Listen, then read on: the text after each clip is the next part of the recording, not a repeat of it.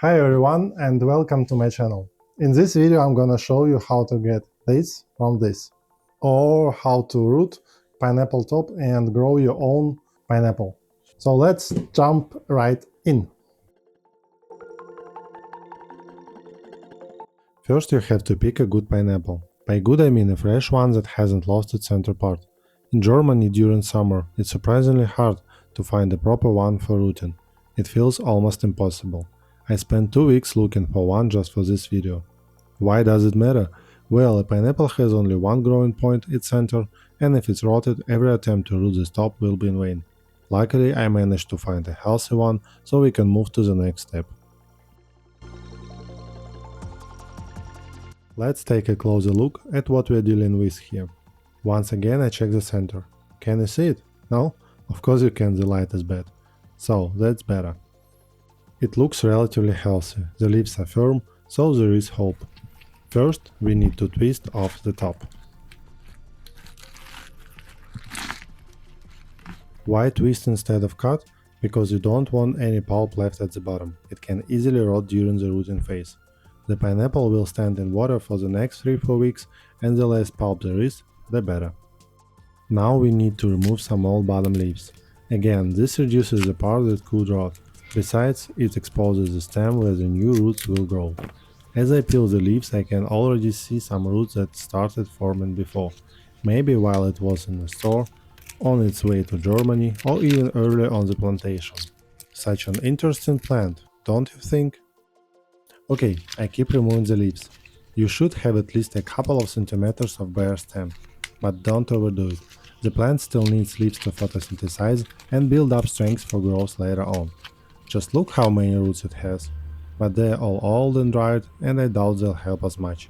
We need fresh, new roots. Now I'm taking a knife to clean up the base.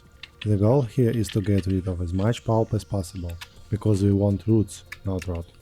By the way, what a perfect knife for this video, and only now I realize how creepy it looks. Well, at least it's sharp enough. Now you need to wait at least 1 day for the top to dry. That way the chances of rotting are much smaller. Only after that you can place it in water like this. Just the very bottom should be touching the water. To be honest, I was so focused on making this video that I actually forgot this simple but important step. Small spoiler, after months there are roots and no rot, so everything turned out fine. At the end of this video I'll show you how it's doing. For now, let's put this one aside and move on to the main hero of the story. This is a pineapple top I started with 2 months ago. I only have a few pictures from back then. Here are its first roots appearing after almost 3 weeks in water. Then I placed it in sand trying to avoid mold, because I was a bit worried about it. And here it is in its very first pot next to its friend. The second pineapple top I tried to root didn't make it. It died about a week after this picture. But today's hero managed to survive. So, let's back to today. My pineapple has been sitting in this little pot for almost 2 months, and as you can see it has already pushed out some fresh new leaves. I can't wait to see what's going on under the surface.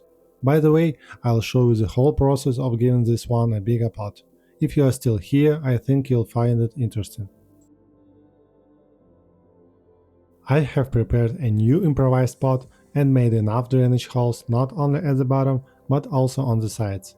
This helps the roots breathe and gives me a bit of insurance in case I overwater it.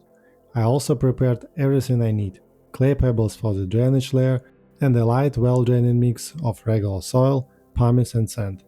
I didn't have perlite back then, but if I did this today, I would do it too. I take the plant out of the pot.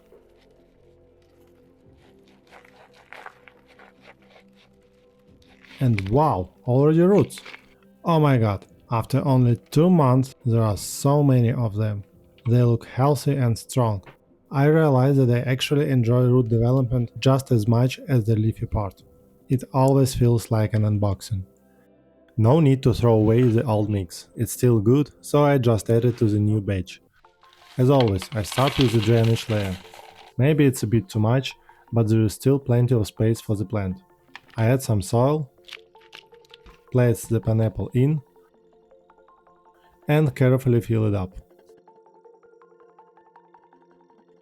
Now it's time to tap the pot to settle the soil between the roots. A bit more soil, now it's fine. I don't water it right away. I'll do it tomorrow to give the roots time to recover after the repotting. It's not a succulent, but it can easily last a day without water. And I would say we are done here. Here's a quick update after months. My new rooting top has already some promising roots, as you can see. They look good and kind of healthy. But we have a problem. Here it is. The center didn't make it. It fell out about after a week. And honestly, I don't know what happens next since the pineapple has only one growing point. Maybe it's a lost cause, but I won't give up and plant it soon anyway, and maybe share an update in a month or two. Now let's move on to the main hero of this story. Hoba! It's my pineapple top. I started rooting around 4 months ago. It has managed a lot of new leaves, kind of green. I broke one just. Okay, it's not that bad. So what I wanted to say, it has managed a lot of growth since the last month, and you can see the difference. I place pictures from back then somewhere here or here, I don't know how it works. When you look on your plants every day, you might miss the changes, but comparing pictures always helps to realize how much actually has happened. Since it's summer, it spends all the time on my balcony, except for some colder nights when I brought it inside. I think from the end of September, or even a bit sooner if it will be like too cold in night, less than 10 degrees Celsius, maybe, I will bring it inside and it will be sitting there until next May or even summer. And you know, in Germany we don't have so many warmer days, and it can be like 8 months in a year when it's almost zero at night.